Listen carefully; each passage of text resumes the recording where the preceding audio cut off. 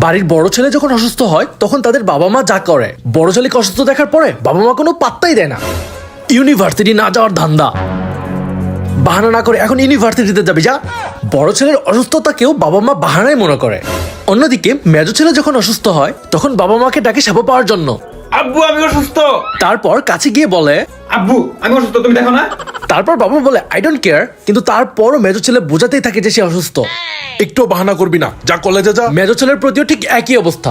অন্যদিকে সবচেয়ে ছোট ছেলে যখন অসুস্থ হয় ছোট ছেলের হালকা কাশিতেই বাবা মা দৌড়ে যাবে, তারপর পুরো শরীর দেখতে থাকবে যে কোনো শরীর খারাপ হয়েছে কিনা। বাবা আমার কিচ্ছু হয়নি। চুপ, তুই বেশি বুঝোস, আমি বেশি বুঝি। আজকে থেকে স্কুলে যাও একদম বন্ধ, বাসায় বসে বসে রেস্ট নিবি।